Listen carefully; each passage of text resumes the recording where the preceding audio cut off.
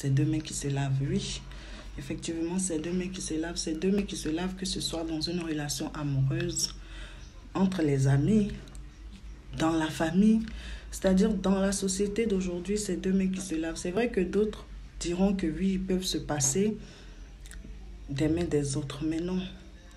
Même quand on est amis, quand on dit deux mains qui se lavent, c'est-à-dire deux potes, deux filles, elles peuvent sortir, une envoie 5 000, l'autre envoie 5 000, ça fait 10 000. Elles se mettent bien avec les garçons, pareil. Dans la relation amoureuse ou dans un couple, monsieur envoie 50%, madame envoie 50%, c'est deux mains qui se lavent. Et là, aujourd'hui, je veux parler de deux mains qui se lavent du côté familial. Voilà. C'est-à-dire, on est dans une famille, nous, surtout nous les Africains. Je ne parle pas des Européens, je parle des Africains. Nous, les Africains, on a un souci. Voilà. Nous, Africains, quand on entend que ton parent ou que son parent est en Europe, on voit ça. On pense à ça. On pense à ça. Or, voilà ce qu'ils vivent réellement là-bas. Voilà autre chose encore. Il va t'envoyer même 10 €, 20 € là. Ne pense pas qu'il a ramassé. Il ne ramasse pas l'argent là. Hein. C'est chaud sur lui. C'est difficile. Mais comme on le dit, c'est deux mains qui se lavent. La première main droite là, elle est en Europe.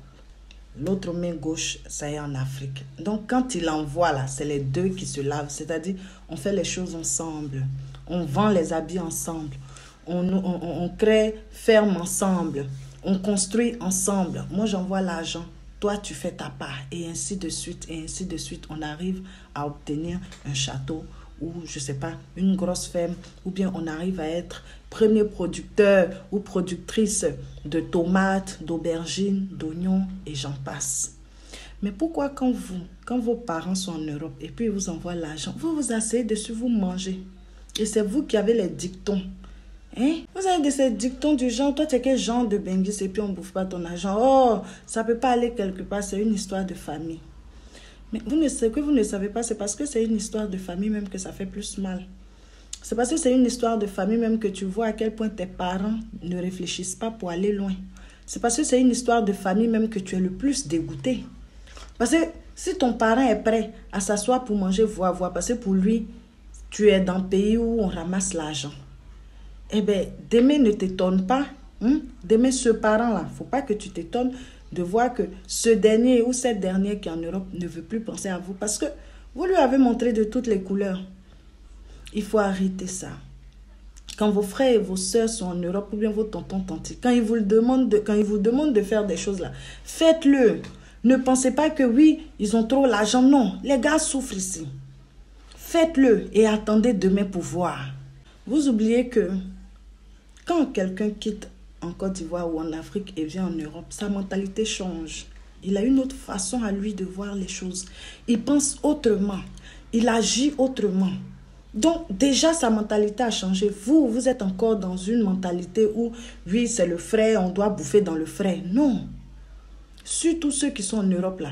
Ne dites pas, vous devez bouffer. On ne bouffe pas dans le frère ou dans la soeur ou bien dans le tonton. Ne faites pas ça. Parce qu'il a quitté la mentalité dans laquelle vous êtes. Et ne soyez pas étonnés un jour que si vous bouffez son argent, que ça le fait trop mal, il puisse vous envoyer en prison. Parce que la mentalité de, ouais, c'est mon frère, ça ne peut pas aller quelque part là. Benguis n'est plus là-dedans. Benguis n'est plus, il s'en fout de ça. Il ne gère plus ça. Sa mentalité a changé. Donc, c'est deux mecs qui se lavent. Allons ensemble. Faisons les choses ensemble. Si ton frère t'a envoyé même 10 francs, prends. Fais ce qu'il t'a dit de faire. C'est pour que demain, vous ne soyez pas peut-être dans le besoin ou bien vous soyez coincé, mais d'une manière où vous allez lui demander l'argent et puis il ne pourra pas vous envoyer. Et puis, l'argent que vous avez vendu ou bien vous avez fait fructifier là, vous allez prendre ça et vous occuper des choses, mais immédiates ou bien des choses, je ne sais pas si je dois dire urgentes. C'est dans cette optique-là que je dis, c'est deux mains qui se lavent. Les gens qui sont quittés à Abidjan, qui sont en Europe, ils ont une autre mentalité. Et moi, je vous le dis, ils ne pensent plus à dire que c'est mon frère, on doit bouffer. Non. Lui, quand ça a trop le douleur, il va t'envoyer en prison, mon frère ou ma soeur. C'est deux mains qui se lavent. Ne donnez pas le dégoût aux gens de vous aider. Aide-moi à t'aider. Voilà.